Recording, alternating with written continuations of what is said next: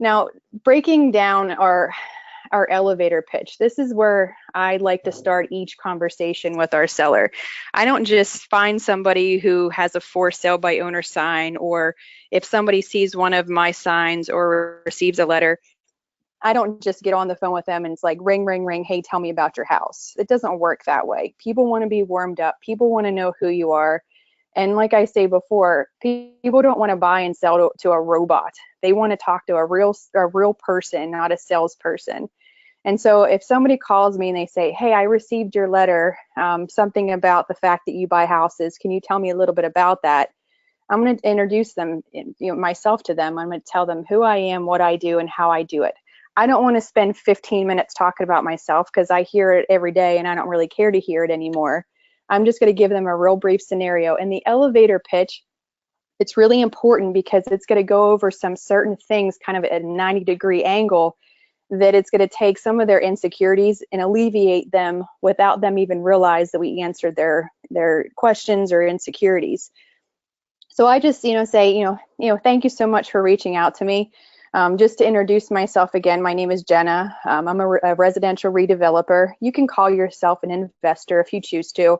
Sometimes people have a stigma with an investor. They think that we're these crooks that are going to come in and take advantage of people. But I'm a residential redeveloper. And I usually explain what that means. And so, I'm a residential redeveloper. And what that means is I work with families that need to sell their property for whatever reason. And you can go over some different things, whether they're relocating for work. And I'm saying these things so that they feel like I'm not the only one. So I'll say, whether the family is relocating for work, or, whether they need to sell their property for financial reasons, they can't keep up with the monthly payments, or they inherited a property, or it needs too much work and they can't handle it. Whatever the situation is. And I say, once I purchase that property, if it needs any type of updating or work, I have a great team of contractors that I work with. And then, we renovate that property, bring it up to its former glory, and put another family into that property, or keep it as a rental, whatever our plans are with that. Now I tell them straight up, my goal working with them is to help get their property sold as quick as possible and for as much money as possible if that's what their goals are. Now, and this is where it's important to pay attention when you start moving forward on the call, because if somebody says, my goal is to sell my property because I'm relocating for work, but I'm not relocating until March. Well, I'm not going to follow it up and say, well, if I can buy your house quick and cash in 2 weeks, will that help you? Well, obviously not, because they just said that they don't need to sell it till March. So you want to pay attention to the level of motivation that they have. If they're going to lose their house in 9 days, well, now we're definitely in the posture position, because we know that they need to sell their house fast. And guess what? Putting it on the market with an agent isn't going to make their house sell in 9 days. They need us. So pay attention to the things that they say. Pay attention to how fast they talk, and you want to mirror that. Now, I talk a little fast. If I'm talking to somebody East Coast, like New York, New Jersey, they're going to talk faster. They're not going to want to be on the call maybe for a half hour. If I'm talking to somebody who's maybe an elderly person, or somebody from more like in the country area, they may want to talk a little bit longer, but you want to make sure that you keep them on pace. But I want to mirror how they're communicating with me, because if I can tell they want to get off the phone quick, then that's what I'm going to do. I let them know my goal, again, working with them, is to get their property sold as quick as possible for as much money as possible, if that's what they like. And then I'll say, perfect, now I can help you in one of 3 different ways. And this is important, because the first way I can help them is I simply purchase the property as a residential redeveloper, which is what we're in the beginning stages of doing right now.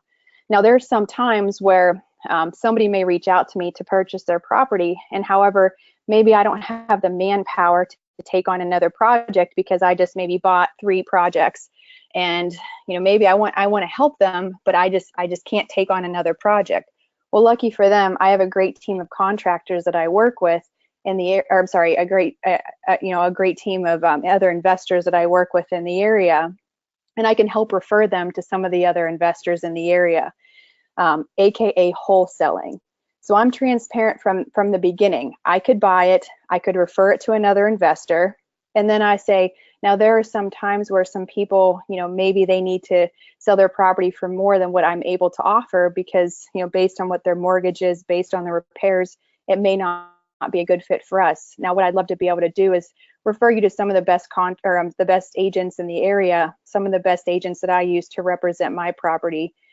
And I can, refer you to those particular agents and help you get your property listed and sold for the amount of money that you need. So I gave them 3 scenarios. I can buy it, I can refer it, or I can refer it to an agent. And I'm transparent from the beginning. Now it kind of makes them feel like, all right, now they're not one of those, I want something for nothing kind of people, because she just told me that if she can't purchase the property for what I need to sell it for, well, then she's going to give me some other options. Now, we want to make sure that we're accountable whenever it comes to the things that we say. Pausing from this slide for a second, if you tell somebody you're going to call them in an hour, you call them in an hour. If you say you're going to call them tomorrow at 4, you have to call them tomorrow at 4, because what you're saying is going to be a reflection of the type of person that you're going to be. And it may not even phase them. You may forget to call them, and it may be 3 days later you call them and you end up getting it under contract and you end up moving forward. Great. And they may have something in the back of their mind that says, like, I don't know what it is about her, but I feel like I just can't trust her. And it may stem from the fact that you told them you were going to call them and you didn't. You also said you're going to buy it. Are you? So it kind of gives them these mixed feelings. You got to make sure that you do what you say you're going to do. And so, we told them, these are our 3 ways that we can work together. And if they have a few minutes that we can ask them some additional questions about the property, then great. And then we go into our seller script. Now, if you guys are already RealFlow users, you can log right into RealFlow, open up your seller script, and then you can go from there and walk through with your questions with your seller. The seller script is amazing because it goes through everything in a perfect sequence. Every question that you'd want to ask them, it's going to be one right after another in a good flow, and it will prompt you what to say. So if they're not the owner on title, it will bring up a little box that gives you the ability to type in who the owner is on title. If they're just calling for a family member, it gives you the ability to, if you forget what you're supposed to say next, you can follow along. And it gives, and also it pulls up, once you have their address, it pulls up all the demographics on the property. It's going to have the square footage. It's going to have all that information. So we can spend more time being a real person and building rapport and building credibility with them. So I'm going to ask them a couple additional questions. Now, they may have told you why they're selling and things like that, but we'll get into some of that. So a typical call, once we spend, a minute or two just giving them a real quick who we are, what we do, and how we do it, it just gives them a feeling that that they're comfortable with us, that we're not going to take advantage of them. It tells, how we do things, what the process will be like, and you are the real estate expert. Some of these people have no real estate experience. They may have never bought a house, never sold a house. So just keep in mind the fact that some of the terms you may use may be a little advanced. Just like, I don't have a huge technology background. So if somebody talks to me about building a website, I may sit there, smile and nod, but that doesn't really mean I understand. So you just want to make sure that you make everybody feel comfortable and let them know exactly what you're talking about.